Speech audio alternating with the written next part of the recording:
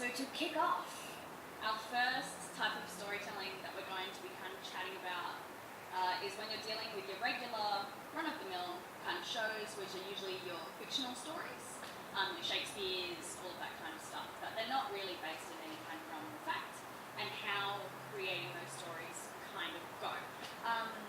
So can you tell us a little bit about how rehearsal rooms in general kind of operate when you're dealing with your basic fictional storytelling structure?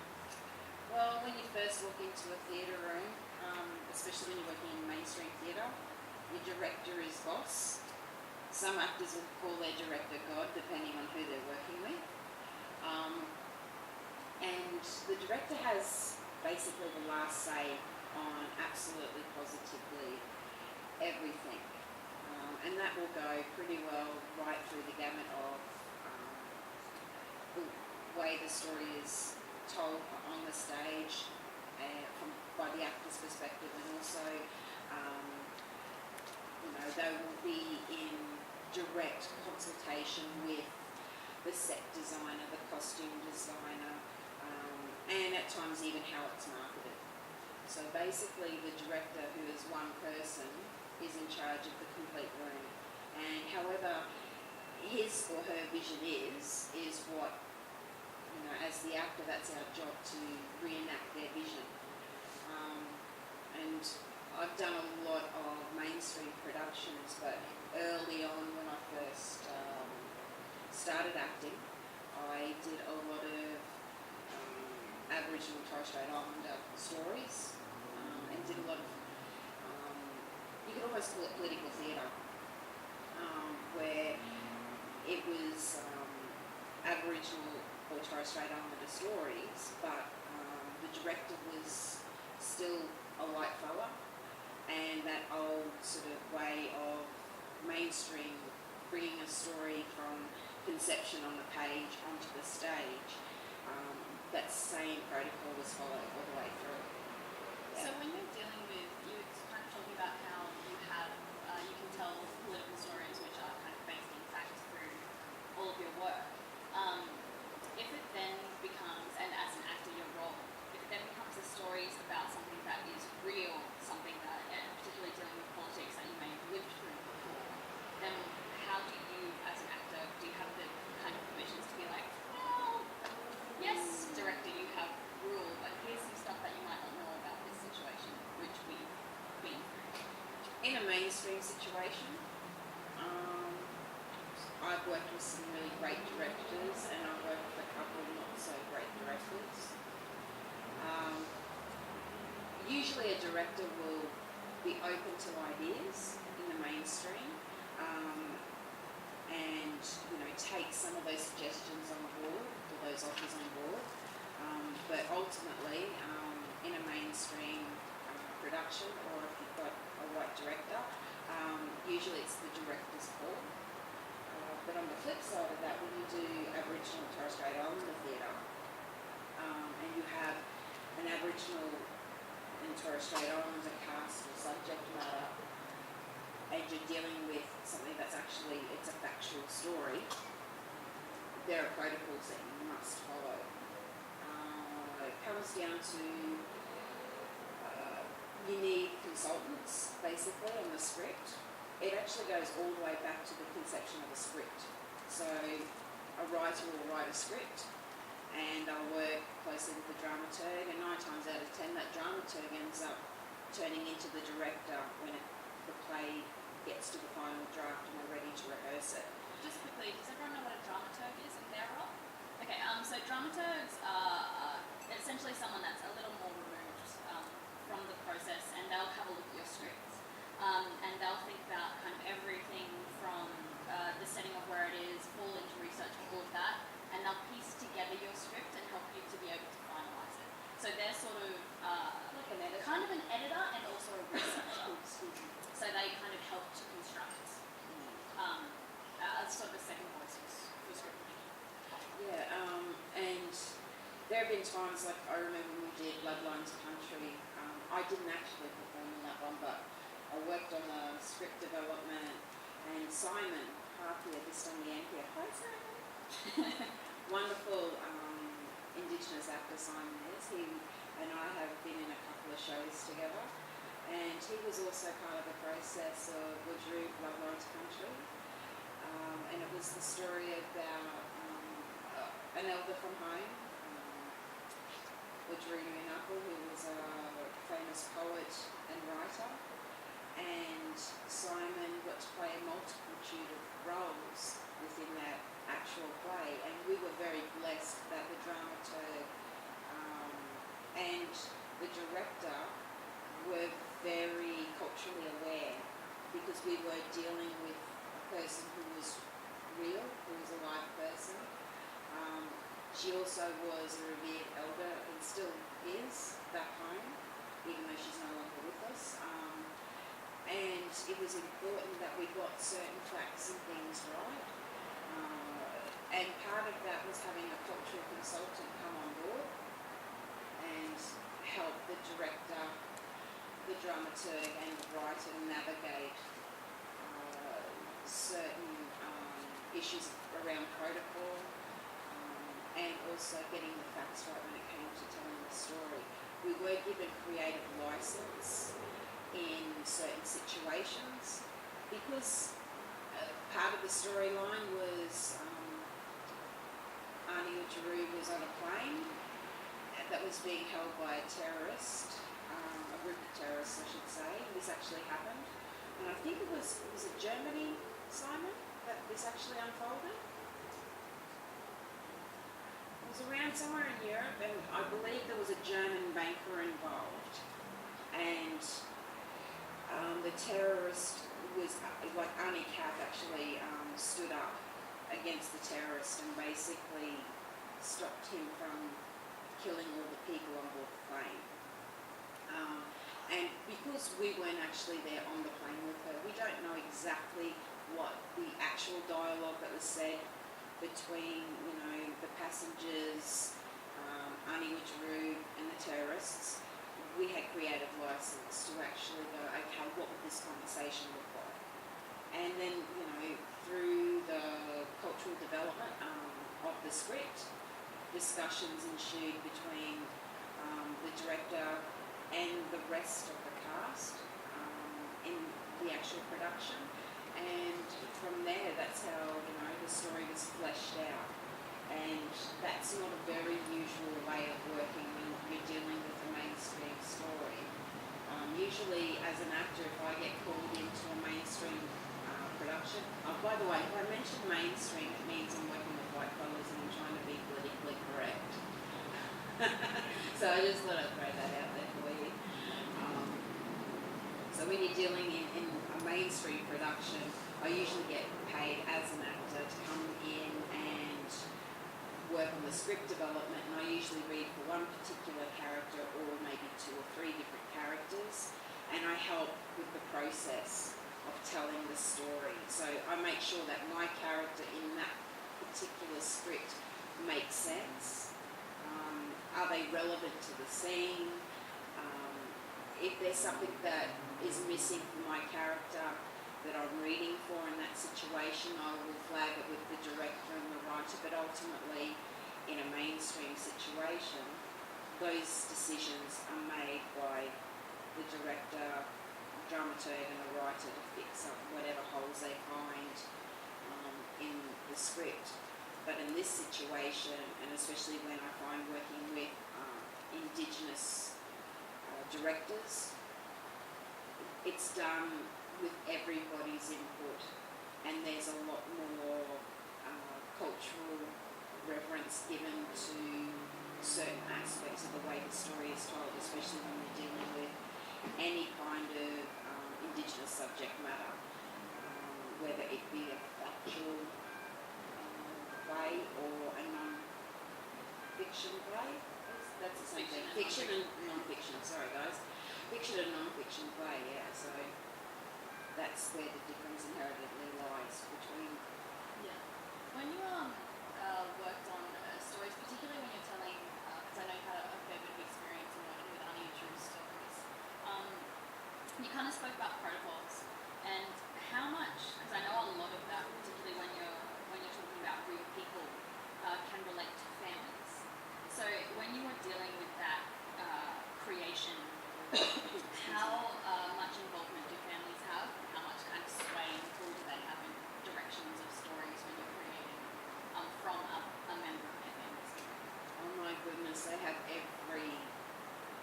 if anything, they have more veto power than any director or producer. I've worked on productions where a family member has come up and gone, not happening, and we've had to go back and fix that particular problem. Especially when you're dealing with mob, like Aboriginal people, that's how we refer to groups of us, we're all one mob.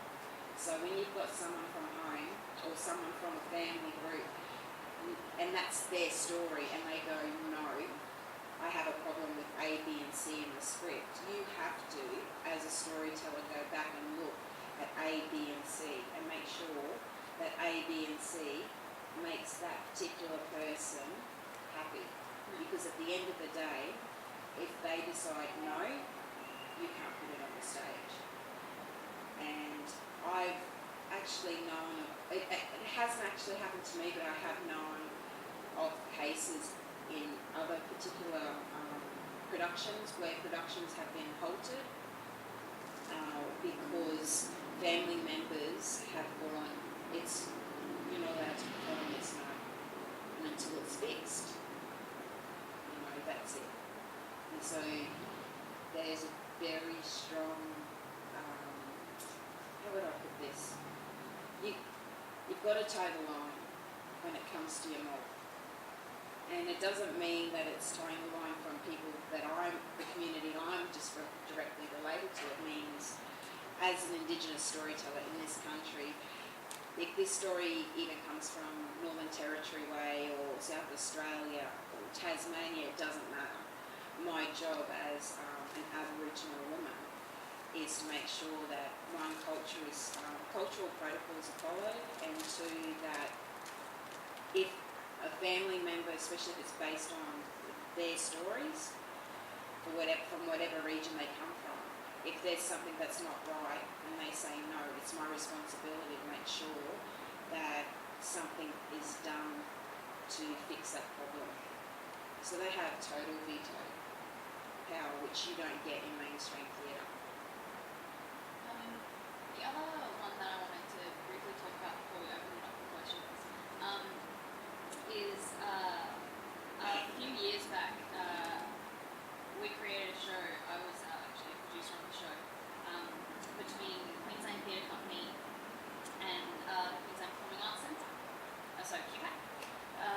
And this show was called Stradbroke Dreamtime.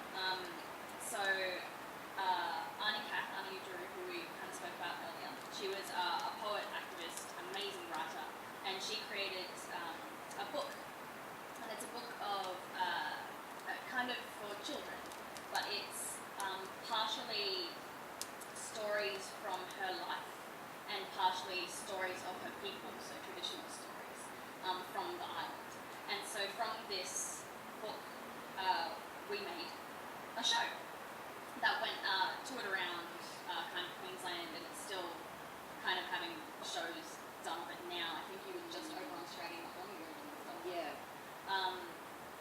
So the last kind of section of that I know that you deal with, talking with creating stories, is when you're looking at traditional cultural stories and then putting them on stage.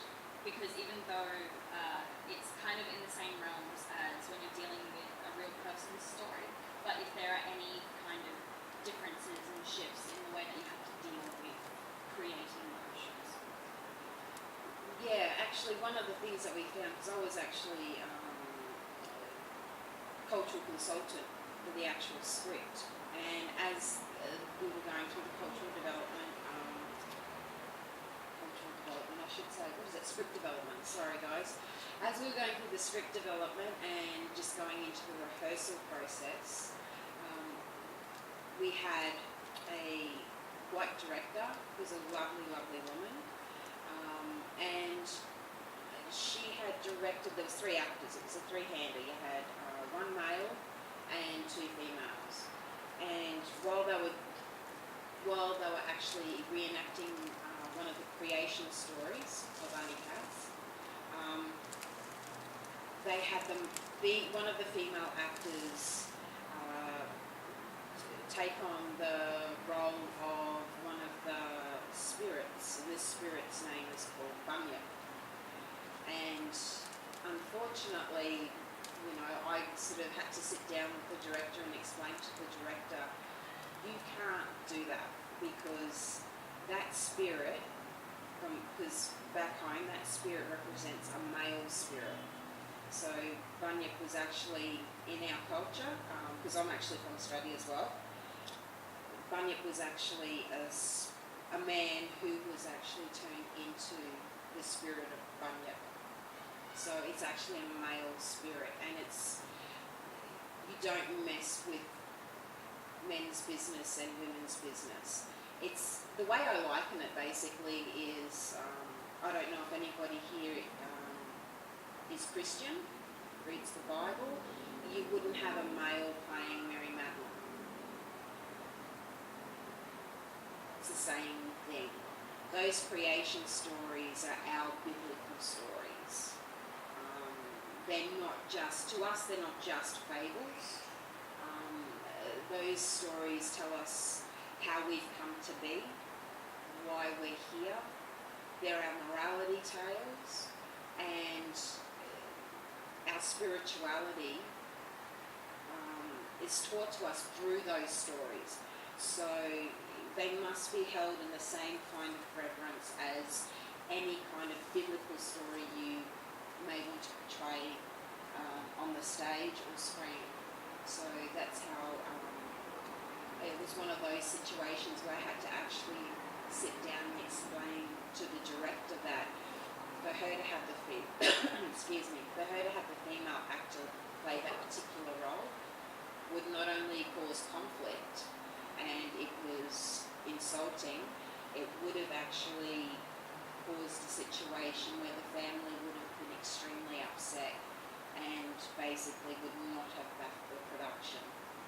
So, and the best thing about that was the director was very open and heard everything that I had said and changed that particular situation, which was really comforting for the actor as well, because the female actor happened to be one of Ani Uji's great-granddaughters. And the funny thing was, when she did what she was told, as every actor should do when they're in the rehearsal room, but she actually felt physically ill doing it.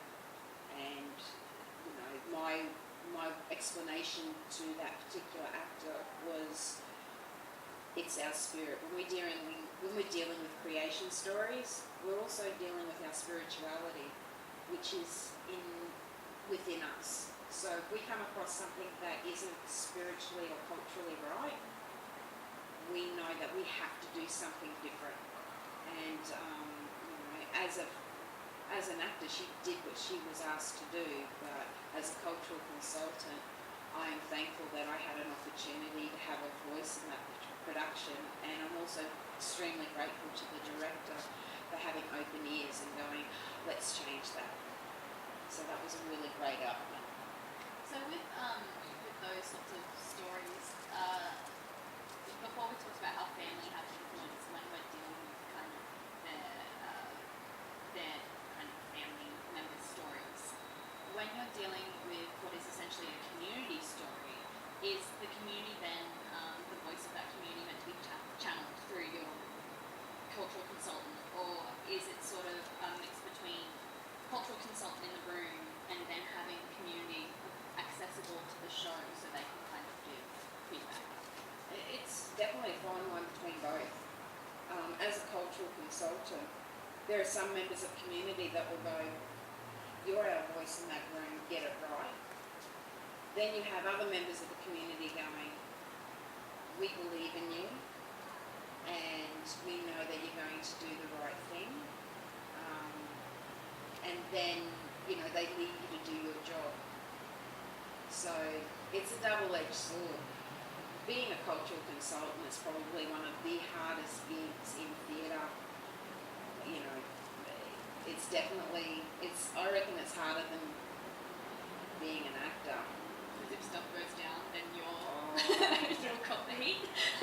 Like you and Simon's laughing because he knows exactly what I'm talking about. And like, especially when it comes to mob, they've got really long memories. Yeah, and I could die probably 50 years from now, and my great grannies will be still copping the heat for something that I didn't pick up on, 20, 30 years earlier. It's that sort of thing. It's one thing to get it wrong in the workplace. It's another thing entirely to get it wrong on a community level, because when you get it wrong, it goes south, and it gets south real quick, and it gets really cold when you get ostracised from your own community. Because there are people that will hold a grudge and will never forgive you for it. So I would rather be an actor. Because I have been a part of a situation early on in my career where something wasn't picked up by a cultural consultant, and I have to admit, I blamed that person. I didn't take the heat at all for that. I was like, I don't know,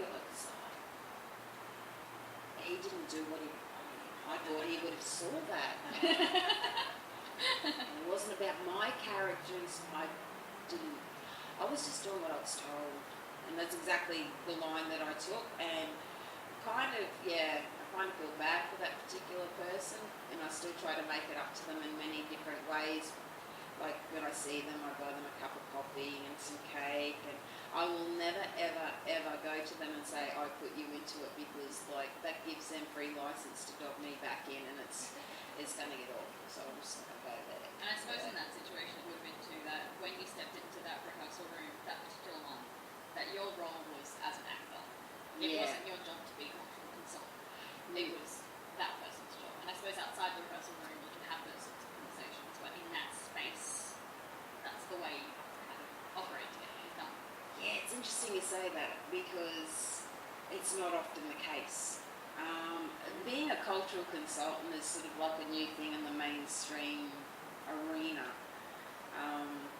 It's kind of funny because, especially more and more, you're starting to see mainstream storytellers include Aboriginal or Torres Strait Islander characters within their scripts, and they just go, this character could possibly be a white person, but we're going to make them Aboriginal for whatever reason.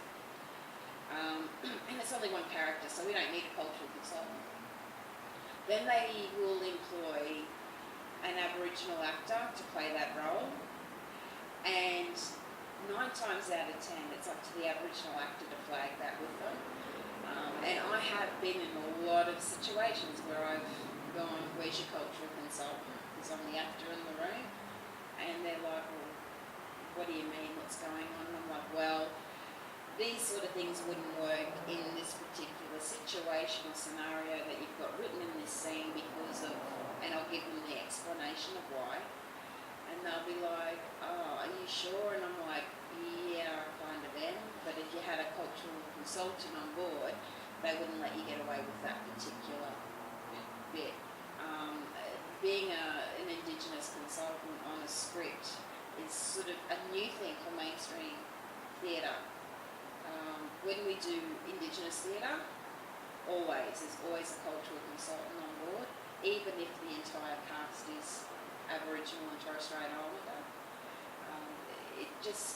It's always good to get someone in the room who has a lot of knowledge. And admittedly, we don't always, as Aboriginal actors and Torres Strait Islander actors, we don't know the protocol of every area. If you liken Australia to Europe, Europe has, I don't know how many countries, it's got a lot of countries, and a lot of different language groups. In Australia, we have 2,500 different dialects of Aboriginal language. And then you look at your Torres Strait Islander culture, which is a totally different race, separate from the Aboriginal race.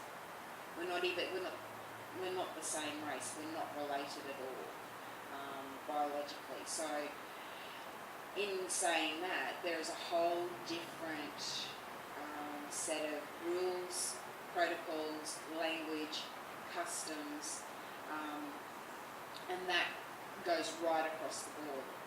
Certain pockets of Australia, the women, your tribal name will be taken from your mother's side of the family, your mother's bloodline. In certain pockets of Australia, your tribal name will come from your father's side and his bloodline. So there's different things that go and with that. So whenever you go into a rehearsal room, the first thing, if you're doing an Aboriginal or Torres Strait Islander story, is know your language group that this story comes from, know the tribes involved, because chances are it's more than one tribe. And also to search out the elders of that area and have a conversation with them. Normally one of the things I like to do is to go into the medical centre, or if I'm in Brisbane, head down to Musgrave Park and have a yarn with some of the people down there, because if they aren't from that area, they know so-and-so is. And if you come back at this time, so-and-so will be there, and come and have a cup of tea. And part of, your research as an artist is to sit down with these people and have a yarn. And then you have an understanding of, what that group of people go through and how they feel about particular protocols and whatnot, so you're informed. And sometimes you don't have the opportunity to do that as an artist, so excuse me, that's where a cultural consultant will step in. And it's really wonderful to have that when you're doing Indigenous storytelling. Definitely. Any questions? We've covered a lot of stuff really quick, but I just had Oh, that's great.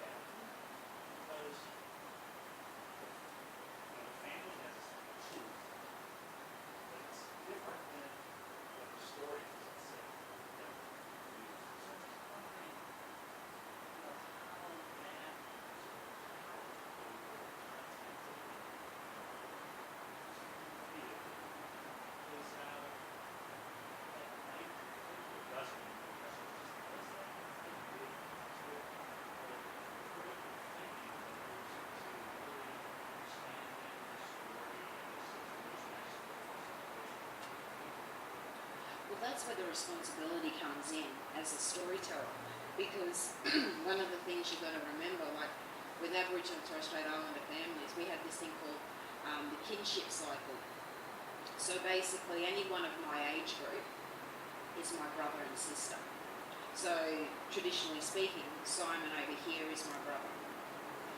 Yeah. So, and his little bubba in the pram, he could be my son, and he could also be my nephew, even though we are not blood related at all. Lara here, being of a generation younger, is my daughter or my niece. Anyone of my parents' generation are either my parents or auntie and uncle. Anyone of my grandparents' generation is my nana and pop, or old auntie, old uncle. So that's, in a sense, when we talk about family, we're not just talking about the nuclear family, because we aren't raised that way. If you get in trouble by an auntie up the street, that auntie may not be blood related to you, but she grew up with my father or my mother, and she has every right to discipline me in a way that's deemed, needed. It's the same thing when we're talking about stories. One other thing is you never go to one person, because in our particular social structure, we don't have a king or a queen. There's no one elder that's the top elder. There is a group. And like any group of people, there will always be a difference of opinion. What you're looking for is a general consensus. You're not asking them to all agree, because chances are you are going to get at least one or two, usually aunties, in my experience, that are like, we don't like it at all. And, and everyone will be like, oh, stop it. Can't you see? And then what will happen is the rest of them all will take up that fight for you. If you're really wrong about something, everyone will let you know. And maybe you might have one person that'll go, oh, babe, you tried, good on ya, but you got to go fix that. Yeah, but that's the thing. When we talk about having a family of, of veto power, it's probably, you're talking about at least a dozen people. Usually it's always, one or two holdouts, and the rest you'll get a general consensus. And, as the person who's responsible for that, then you have to go away and go, okay, Auntie Beryl and Auntie Joyce are the two that aren't happy. So my responsibility is to make sure that the story is told with integrity, and when I perform it on stage, I come at it with the most honest, truthful portrayal. They may not in the end agree with the choices artistically that I've made, but at least they can turn around and say you were honest and you showed integrity while telling that story. Because at the end of the day, family members, like anywhere, you may not like some of your family members, but you'll always love them. And love and like aren't the two same thing. So that's how we feel when we're dealing with these sorts of subject matters, and it's always important to talk to more than one person. Everybody has in their family that one person they go to for absolute guidance. And if that person is a good person to be that person for you, they will usually say to you, this is what I think, and you go and talk to Auntie so-and-so or Uncle such and such and have a conversation. So it's not just one conversation either. These things happen over many conversations.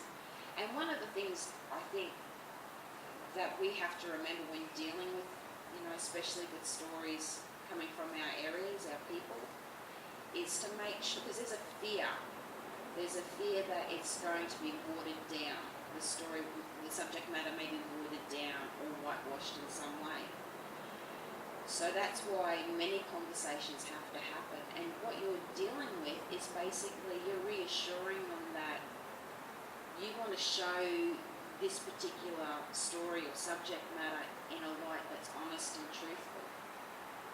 And I don't know about your family, but my family are incredibly honest.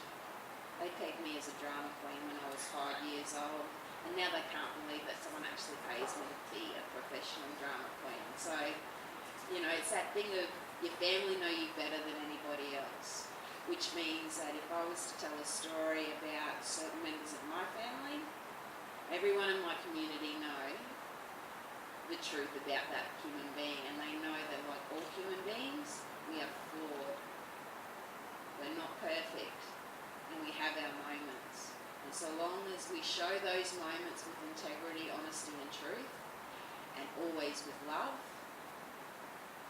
that's all they can ever hope for. So, yeah. And from a production point of view, because that's sort of the side of theatre that I've always been, is that what Paul was talking about with talking to numerous people and a whole heap of cups of tea. That's sort of what your production always hinges on, is cups of tea. That you talk to heaps of people in the script development process, in the rehearsal process, and even during the production showings themselves, that you still are getting feedback from everyone. And one of the things that we made sure we did a lot with Stradbroke Dreamtime is have community-only showings. So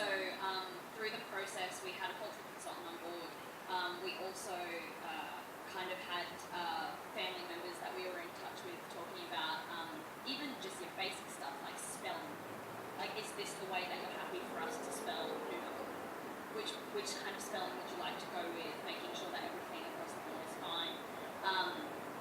And then even sometimes the family will nominate who they want to speak for.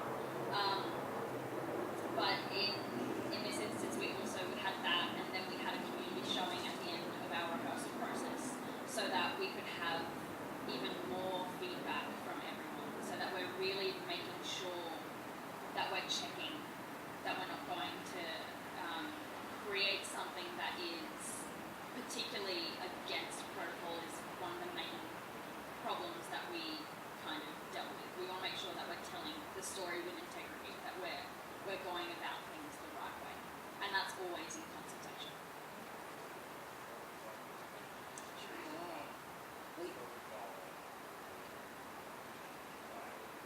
One of the best examples I can think of, and this isn't even based on this isn't even to do with the performance.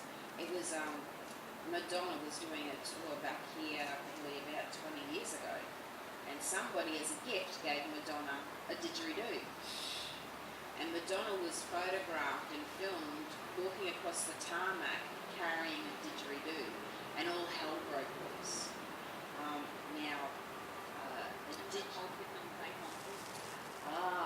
Yes, that's right. Oh my gosh, I'd heard about it, I didn't actually see that. But no, we'll talk about that later. Interesting, wasn't it?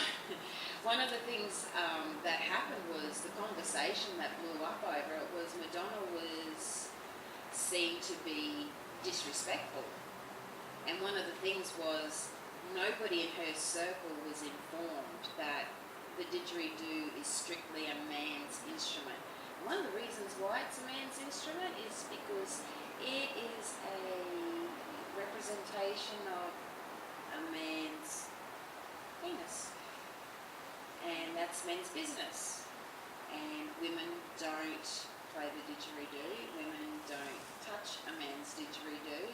And if you were a didgeridoo player within your tribe, that was your job. That was what you did. That was how you earned your keep within the family group, the social structure. And from my understanding, from what I've been told, they didn't hunt, they didn't fish, but their job was to be keeper of the stories. So being a ditch man is an extremely revered profession. It's like being a Catholic priest. You don't get married when you're a Catholic priest and have children. Well, a man, like when you're a didgeridoo player, you know, that didgeridoo is very symbolic. And it's one thing to have a symbol of that, but it was another thing entirely for Madonna to be photographed carrying it across the tarmac. Had somebody had been forward-thinking enough to follow protocol, what they would have done is asked one of her male assistants to carry it across the tarmac for her. So that's where things like protocol come in.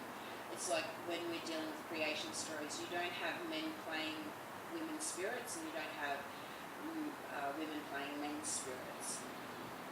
That is a big no-no, absolutely huge no-no. Also too, you don't go changing creation stories. It's like you don't change the ending to the Bible, like one of your Bible stories. It's like when Jesus raised up Lazarus from the dead. You don't change Lazarus' name, and you don't say that Mary raised Lazarus up from the dead. See what I mean? It's that same sort of, that's a protocol. You just don't touch that.